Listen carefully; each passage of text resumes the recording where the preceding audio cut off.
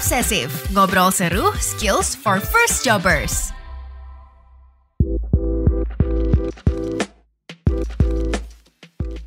Halo Sobat Medio, kembali lagi bareng Ellen Bellion as your host di Let's Talk Obsesif. Podcast kali ini spesial banget. Ini aku lagi ada di salah satu event otomotif terbesar di Indonesia, yakni di Indonesia International Motor Show 2023 yang berlangsung dari tanggal 16 hingga 26 Maret di G-Expo Kemayoran, Jakarta.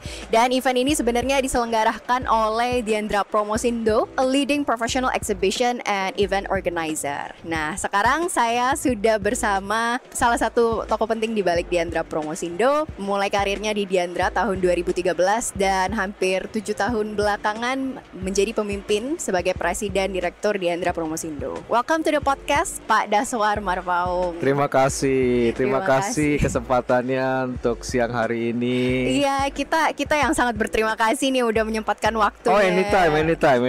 I'm always available. As a leader, always have to be available. Yes, thank you banget Pak Daswar. Nah, kita mulai dari event IIMS-nya sendiri nih, Pak Daswar. Temanya itu adalah di tahun ini ya, Boost, Bringing Opportunity for Automotive Society Together. Yes. Nah, kalau dari Diandra sendiri sebenarnya maknanya seperti apa sih dari tema itu sendiri untuk tahun ini? Well, kalau kita ngelihat sejarah IIMS dari awal tahun 2000 ya, sebelum nama IIMS itu sendiri ada. Ya. Tiap tahun kita menyelenggarakan sebuah pameran otomotif yang sifatnya untuk meningkatkan ekonomi secara nasional, khususnya di industri otomotif. Jadi sebagai kita semua tahu bahwa industri otomotif adalah salah satu backbone pertumbuhan ekonomi, salah satu ukuran ya untuk pertumbuhan ekonomi secara makro.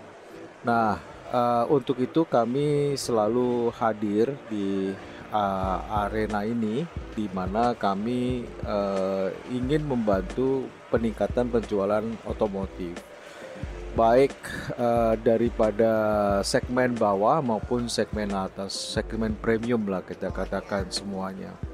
Nah, terus dalam perkembangannya mungkin kita melihat juga dari arena pameran otomotif di dunia semakin lama masih semakin berkembang gitu. Mungkin karena ada pengaruh daripada pendatang-pendatang baru yang dulu masih SMP, SMA, tapi sekarang sudah masuk ke angkatan kerja yang kita sebut generasi millennials gitu.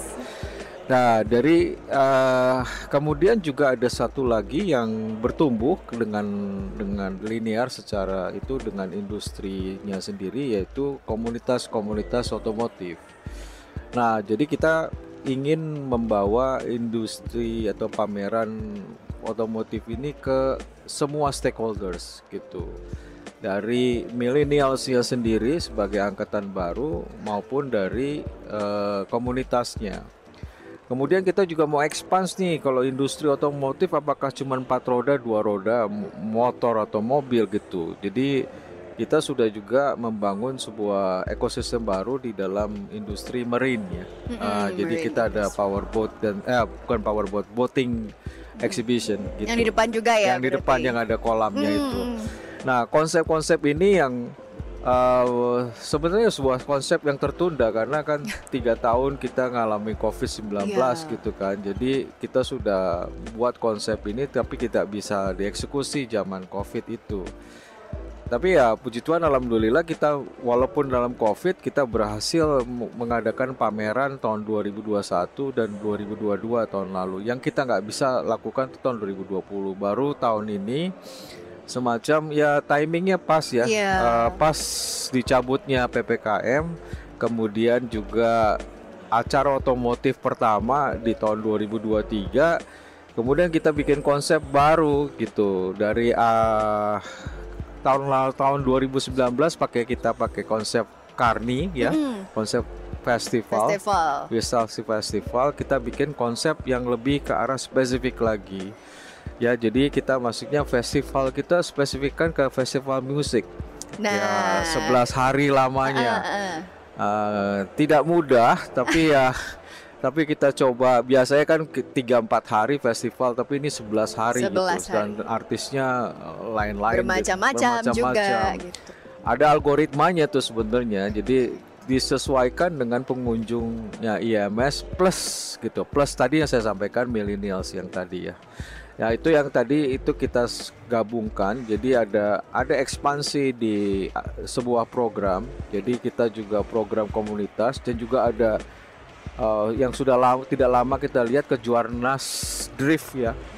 Weekend ada ini juga. ya, itu nanti Sabtu Minggu juga kita adakan kejuaraan nasionalnya. Kemudian juga test drive juga kita coba perpanjang supaya kita lihat convenience daripada masing-masing produk supaya bisa dicoba oleh masyarakat langsung. Dan boating juga kita buat, dan kita juga ada satu tuh pengganti Carninya itu adalah bikin Skybridge. Oh, ada Skybridge-nya juga. Ya. Belum sempat jalan-jalan nih. Belum Harus lihat jalan-jalan nih. Nah, itu ikon kita. Oke. Ikon kita Skybridge yang akan menyeberang area pameran dari sisi Hall A kemudian ke Hall C. Saya rasa untuk kali pertama kali ya di tempat ini yang ada Skybridge ya. Yang kedua adalah supaya area outdoornya itu steril dari orang. Oh, Jadi gitu. track kita bisa kita perpanjang menjadi 500 meter, jadi hampir setengah kilometer lebih ya, setengah kilometer lebih kita buat tracknya sehingga bisa membuat acara parade mobil tua atau parade mobil-mobil khusus beserta test drive yang panjang, long track drive gitu. Jadi itu yang kita bisa yakinkan karena kita mementingkan keselamatan dan kenyamanan sehingga tidak boleh ada orang yang melewati area tersebut gitu. Jadi itu semuanya adalah total konsep kita yang baru yang kita keluarkan, timingnya pas setelah pandemi gitu. Bukan setelah pandemi, setelah PPKM dicabut. Iya, PPKM dicabut, tidak ada pembatasan. Dan puji Tuhan alhamdulillah sih semua pengunjungnya sudah recovery sampai 2018 2019. Itu udah hampir sama. Iya, benar. Yang kita lihat ini ya kita nggak merasa lagi gitu kan bahwa ada pemberlakuan PPKM gitu. Wow, luar biasa. Jadi memang dengan konsep yang baru di kesempatan yang baru juga, maksudnya di 2023 ini ya, dengan keadaan yang mungkin berbeda dari tahun-tahun sebelumnya. Jadi ada hal-hal yang lebih menarik lagi nih untuk orang-orang datang juga ke event yang tahun ini ya berarti.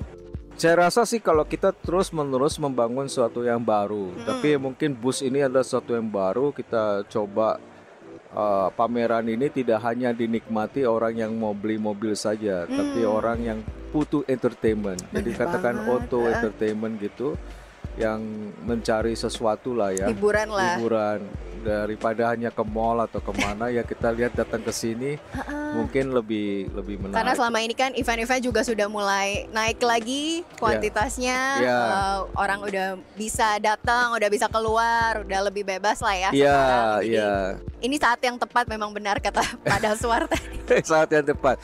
Dan satu lagi kan yang kita bisa lihat dengan nyata kalau di keliling SMS ini kan adalah kendaraan listrik ya. Hal yang tersebut kan juga tepat dengan keinginan pemerintah membangun ekosistem. Untuk membangun ekosistem didorong dengan insentif.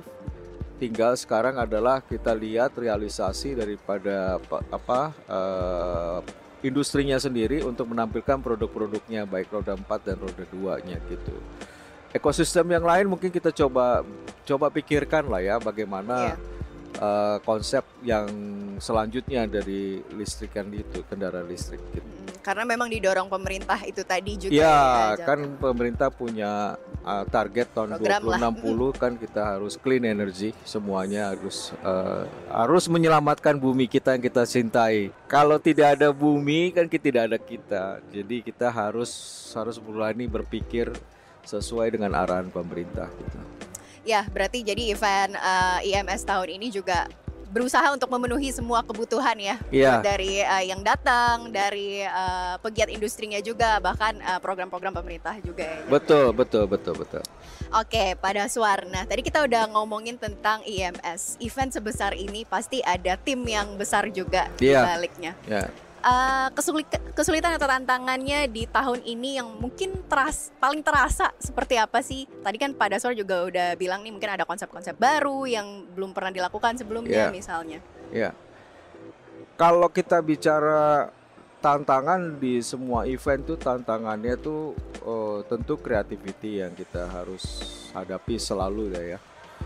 Nah, hanya mungkin kalau kita ngelihat industri secara keseluruhan, secara general, bahwa karena di pandemi ini sudah terlanjur agak merusak sel-sel industri keseluruhan, khususnya industri MICE gitu. Iya. Ya kan, hospitality, kemudian event dan sebagainya.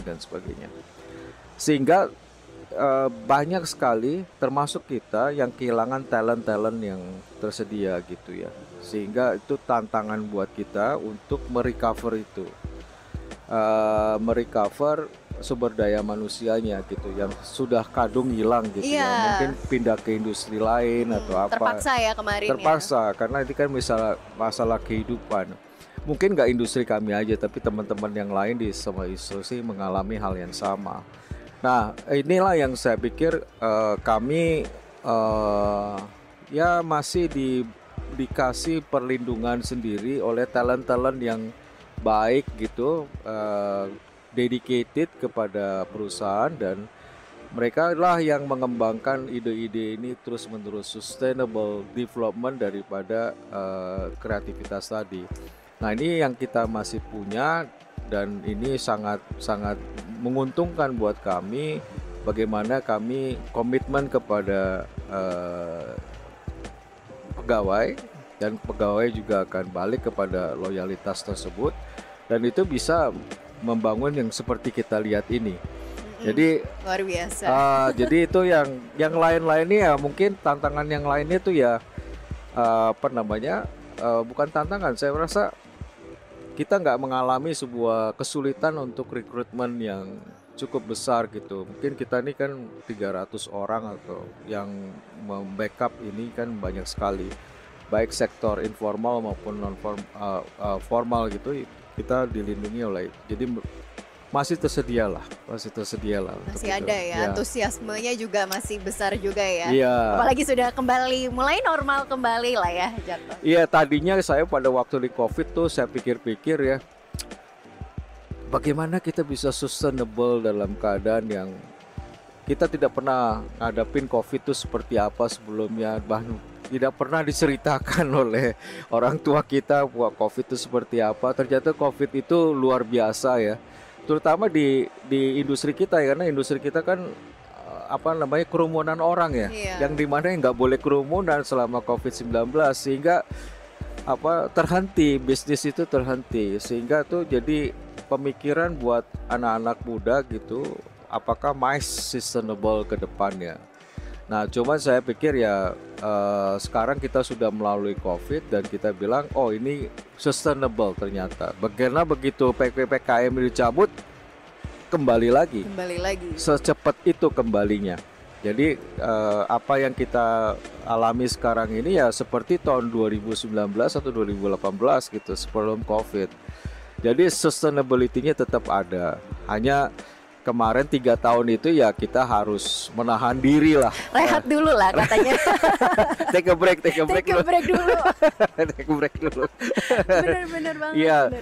Ya puji Tuhan gak terlalu lama lah 3 tahun. Walaupun lama lah sebagai perusahaan. Sebenarnya lama ya. Lama. Kalau untuk bisnis luar biasa. Berdarahnya juga berdarah gitu nunggu waktu itu. Tapi ya kita bisa melalui ini dengan baik gitu aja sih.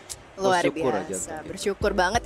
Nah, kalau dari Pak Daswar sendiri sebenarnya mempertahankan talent yang tadi disebut gitu ya, mempertahankan mereka dengan value-value yang seperti apa sih sampai pada akhirnya di saat ini juga masih stay dan juga mau meningkatkan kualitas lagi gitu untuk event-event berikutnya di tim. Kalau kita bicara talent ya, hanya cuman talent itu dari saya pribadi sebagai pimpinan selalu katakan jangan berhenti berkreativitas, jangan berhenti mengeluarkan ide baru. Karena kita di industri kreatif gitu. Kita nggak bikin pabrik kacamata, kita tidak bikin ballpoint atau kita tidak bikin fashion atau apa. Tapi kita menciptakan sesuatu, ya kan, untuk apa? Untuk semua orang bisa menikmati. Jadi seperti yang kita lihat di sekeliling kita, yang menikmati kan para exhibitors. Dan visitornya juga menikmati, ya kan. Semua pelayan-pelayan di industri makanan F&B juga menikmati. Bahwa bisnis kita menyenangkan banyak orang, gitu kan. Mungkin kita mesti cek apakah kita senang juga kan gitu. Iya, benar. Nah inilah yang buat saya harusnya pimpinan itu selalu bisa menyenangkan talent-talent yang ada di sekitar kita gitu. Jadi selalu kita memperhatikan mereka, kebutuhan mereka, masa depan mereka, terus ke depannya bagaimana. Tinggal ini masalah ini kan juga nggak bisa berdiri sendiri ya. Juga kita bantuan dari pemerintah, dan saya lihat pemerintah kan cukup peduli dengan masalah ini, ya kan, dengan event G20 tahun lalu kita baru lalui. Kemudian ada event MotoGP, Superbike, kemudian yang sekarang nih, ya hari ini F1H2O itu yang di Danau Toba, itu adalah sebuah simulasi event yang buat industri kita penting. Kenapa penting? Karena kita harus tahu bahwa industri ini harus ada gitu. Nah, jadi nilai daripada event itu juga harus terukur gitu kan. Terukur tuh dengan arti harus dia berhasil, yang bisa menyenangkan banyak orang, khususnya itu orang-orang yang ada di sekitar. Ya, contohnya F1H2O gitu. Itu di Danau Toba, ya sekitar Danau Toba pasti menikmati. Destinasinya terkenal, kemudian turis akan datang dan sebagainya. Jadi itulah nilai-nilai yang ada dalam industri kami yang kita harus bisa menciptakan value creation ya terhadap lingkungan sekitar kita gitu. Dampaknya luas juga ya. Luas. Nah, kalau nggak ada talent-talent yang ada bersama saya, kan saya juga nggak bisa. I have capacity, I have limit untuk memikirkan sesuatu. Mungkin Mbak Ellen yang bisa memikirkan kenapa saya ada duduk sini gitu. Bukan saya memikirkan, I'm just be here to serve aja kan gitu. Itu aja sih intinya sih. Kalau talent itu harus dikasih kesempatan berpikir, dan kita harus bikin infrastruktur sekelilingnya yang sedemikian rupa sehingga kreativitas itu tertimbul gitu dari memudahkan mereka juga ya, talent-talent ini, memfasilitasi mereka lah gitu untuk berkembang lebih kreatif lagi jatuh. Iya, termasuk kami juga mempunyai divisi namanya Diandra Academy. Nah, itu adalah vokasi mengajarkan talent-talent yang ada, baik itu anak muda atau yang sudah tua pun kami bisa mengajari skill-skill baru, bagaimana bikin event, bagaimana ini, bagaimana itu gitu. Wah, luar biasa. Berarti memang fasilitasnya juga ada, difasilitasi lah ya talent-talent ini. Iya. Kalau sekarang kan talent tuh udah dari berbagai generasi nih pada soal. Entah yang dari tadi ada milenial, mungkin masih ada yang boomer juga, dan juga sekarang udah masuk nih Gen Z istilahnya.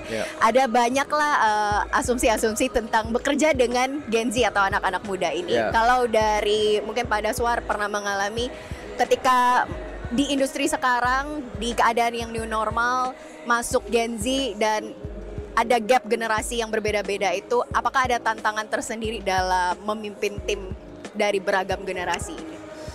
Saya rasa intinya kalau tantangan sih sebenarnya nggak ada. Cuman kita harus mempunyai kemampuan adaptability, menyesuaikan gitu. Saya rasa setiap perubahan perlu penyesuaian kan gitu. Setiap perubahan. Jadi perubahan nggak bisa kita stop gitu.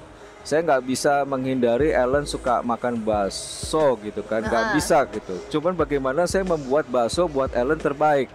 Jadi saya harus adaptasi dengan itu, karena semua bisnis perlu adaptasi gitu.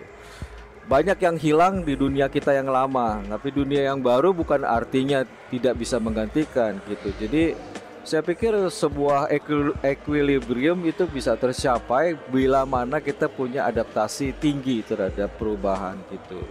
Jadi kalau walaupun umur saya yang masih muda ini ketemu sama yang masih kecil, saya harus beradaptasi dengan mereka gitu. Ya mungkin ada beberapa pekerjaan atau cara kerja yang berbeda dengan saya, tapi kan saya nggak bisa memaksakan. Misalnya mereka udah nggak mau pakai kertas, sudah pakai digital handphone, semuanya digital, atau masuknya mungkin jam 10 pagi, jam 11 pagi gitu. Bukan kayak zaman saya jam 8 pagi mesti datang atau jam 5 pulang. Enggak, mereka tuh bisa di rumah masih bisa bekerja, di restoran mereka masih bekerja. So kita mesti adaptasi aja dengan cara itu. The point adalah bahwa kita mencari bisnis, kemudian dengan bisnis ini kita bisa membuat sebuah sustainability di dalam kantor, termasuk kalau nggak ada profit ya gimana kan gitu. Jadi you have to make profit gitu. Cara bikin profitnya bisa bermacam-macam. Saya adaptasinya tinggi kalau soal itu. Oke. Tadi balik lagi memang harus saling mendengarkan juga mungkin ya. Itu yang paling penting. Sikap mendengar itu yang paling penting. Gitu. Kalau kita cuma mau ngomong aja kan susah ya. Tapi kalau kita nggak ada yang mendengar, bagaimana seorang bicara kalau nggak ada yang mendengar gitu. Atau bagaimana orang mendengar kalau itu nggak pernah bicara kayak gitu. Jadi saya banyak bicara juga banyak mendengar. Sama-sama ya, yang penting saling mau ya. Yang penting harus ada pertemuan antara dua sisi. Toh anyway kan saya bakal digantikan kan. Yang menggantikan saya kan orang yang lebih muda. Nah itu sebuah alam yang udah nggak bisa diapa-apain memang begitu. Kalau enggak dunia kemungkinan diisi orang tua aja semua. Kan gitu. Kan pasti orang muda yang akan menggantikan. Ya, itu di mana-mana. Di mana-mana itu mesti ada. Nah, kita harus adaptasi aja masalah itu. Itulah pentingnya ya memang. Iya, yang tua hanya punya wisdom. Tapi yang punya kekuatan yang muda sebenarnya. Yang ngegerakinnya yang muda-muda. Yang muda-muda. Oke. Wah, nah kalau dari sana pengen tahu juga cara Pak Daswar mungkin membangun tim yang lebih inklusif misalnya dalam setiap project-project yang berlangsung atau dalam day to day dalam perusahaannya seperti apa sih? Enggak, yang penting di sini orang punya talent beda-beda kan. Orang punya talent beda-beda. Ya, ada orang yang suka marketing, ada yang suka operation, kemudian ada yang suka finance, keuangan, ada yang suka communication. Kemudian kalau di industri kami ya, kemudian ada juga orang yang suka teknis gitu, lain-lain. Bagaimana saya melihat sebuah talent dan menempatkan ke tempat yang pas saja gitu. Nah di industri event tuh isinya itu gitu. Kalau kita lihat ini kan pasti ada PR-nya, ada marketing communication-nya, ada macam-macam gitu. Nah itu yang saya coba menilai talent itu, dan sering saya juga mengadakan rotasi gitu, rotasi sehingga kalau seseorang akan duduk di tempat saya nanti dia harus tahu semua gitu, spesifikasi, tapi akhirnya you have to know everything, karena dari tahu dengan seluruhan, now you understand what the stakeholder wants gitu kan. Jadi semuanya harus komplit ya. Kalau saya kasih contoh, misalkan event ini zero accident gitu kan, tidak boleh ada kecelakaan. Terus bagaimana untuk mencapai zero accident tadi? Berarti safety di mana-mana kan. Dari awal sampai akhir tuh bagaimana menjaga visitor tuh safe gitu kan, exhibitor itu safe, tidak ada kecelakaan, tidak ada whatsoever. Jadi aturan-aturan tuh harus dibuat sesuai dengan keinginan itu. Kemudian untuk marketing juga sama. Bagaimana kita mencapai komunikasi kepada visitor seluas-luasnya, ya kan? Apakah pakai media cetak, media ini, platform, semua platform kita pelajari. Nah, habis itu saya rotasi. Jadi kamu nggak boleh tahu ini aja, harus tahu itu tempat lain. Jadi kamu bisa merasakan apa orang lain rasakan gitu, kayak gitu. Dari semuanya bisa dijadikan sebuah talent yang di manajemen. Di manajemen itu artinya di top rankingnya itu dia harus tahu semuanya gitu. Tidak hanya cuma tahu ini kemudian jadi manajemen, nggak belum. Itu biasanya nanti dia nggak bijaksana mengambil keputusannya gitu. Jadi harus mau belajar itu ya. Semua orang harus belajar. Bahkan saya pun sebenarnya saya backgroundnya adalah perbankan, banking. Bisa masuk ke industri ini karena saya mau belajar gitu dalam Luar waktu biasa. cepat. Saya banyak di background saya terlalu banyak gitu, macam-macam gitu kan. Jadi memang harus mau tahu semua yang ada dalam industri itu ya. Kuncinya adaptasi, willing to learn, and committed gitu. Jadi nggak mudah menyerah. Jadi ke orang tuh harus resilient gitu. Di dalam sekarang ini resilient itu sangat penting. Karena kalau nggak kita kelindas sama teknologi sekarang udah ChatGPT dan segala macam hal-hal seperti itu. Ya kan, jadi mungkin harga ChatGPT orang nggak ada yang nulis. Udah nggak pakai ini lagi lah. Pertanyaan kayaknya udah pakai ChatGPT nih. Iya, ChatGPT. Bener. Makanya jadi kalau seandainya kita nggak punya adaptasi, willing to learn, komitmen, kita dilindas oleh perubahan gitu loh. Itu harus punya itu supaya kita survive gitu kan. Wah, oke. Luar biasa banget. Memang intinya willing to learn. Mau beradaptasi itu paling penting banget ya. Iya, betul. Sehingga setelah itu kita bisa bekerja sama dengan ekosistem yang ada di dalam perusahaan gitu. Mungkin satu hal lagi daripada Swar, ada pesan-pesan nggak buat teman-teman yang mendengarkan anak-anak muda ini untuk biar lebih gigih lah dalam mencapai apa yang mereka mau dalam karirnya misalnya? Selama waktu masih 24 jam, pergunakanlah 24 jam itu sebaik-baiknya. Jangan sama hal yang sia-sia kan gitu. Pakailah kalau untuk belajar. Belajar bisa di mana aja. Seperti orang belajar di Starbucks dan segala macam ya kan. Nggak seperti saya dulu gitu kalau belajar ke perpustakaan atau di rumah. Kalau sekarang di mana-mana. Udah ada Google, udah ada ChatGPT. Ada internet ya. ChatGPT udah ada segala macam. So there is no limitations. Dunia ini udah nggak ada limitnya. Dunia ini udah limitless, borderless gitu. Jadi belajarlah sebanyak mungkin. Karena dengan itu kamu bisa mendapat opportunity sebanyak mungkin gitu. Kalau kamu kurang belajar dan opportunity-nya juga makin sedikit gitu. Itu yang saya pengen terus belajar aja. Oke, terima kasih banyak untuk Pak Daswar. Iya, waktunya, nasihatnya juga insightful banget. Semoga berguna juga buat Sobat Medio yang mendengarkan episode kali ini. Terima kasih waktunya, sukses untuk semua acaranya. Terima kasih.